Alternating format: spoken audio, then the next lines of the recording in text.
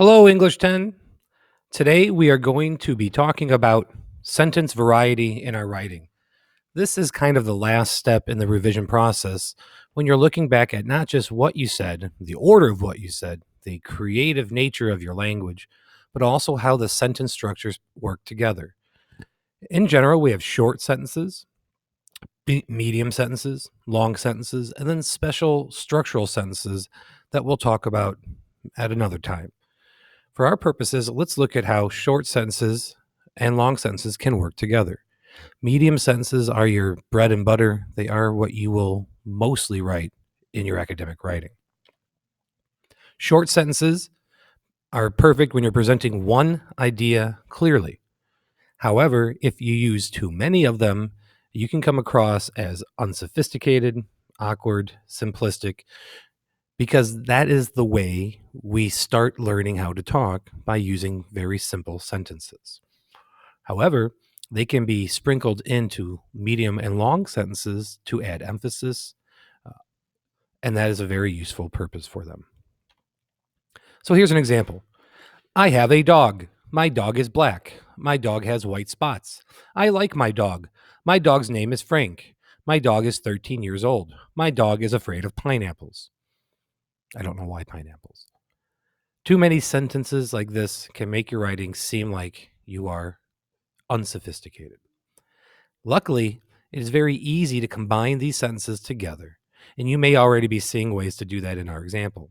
I have several sentences about the dog's description. I could combine them together, such as, I have a black dog with white spots whose name is Frank, period.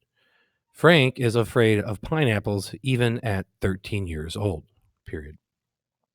So there are some ways that we can easily combine short sentences, and I have handouts attached to this video and assignment that give you many ways to fix choppy sentences. However, you can also sprinkle in a short sentence for emphasis. This is an excerpt from MLK's letter from a Birmingham jail, which you'll be looking at next semester. And you'll notice that it's almost all long phrases. Perhaps it is easy for those who have never felt the stinging darts of segregation to say, wait. But when you have seen vicious mobs lynch your mothers and daughters, but when you have blah, blah, blah, but when you have, then you will understand why we find it difficult to wait. The very simple sentence at the very end of this passage creates a pause. And since it's different in length than the rest of the sentences, it stands out. This is something you could use to your advantage when you're trying to emphasize certain points. Otherwise, here are some looks at medium and long sentences, why you might use them. Remember, if you have too many long sentences in a row, your ideas will become confusing, your reader will run out of breath. It's not a very clear way to write. And using any one particular length of sentence will always come across as monotone, boring, maybe even confusing. You can see that I have several handouts attached in Google Classroom. All of these can help you with your sentence variety.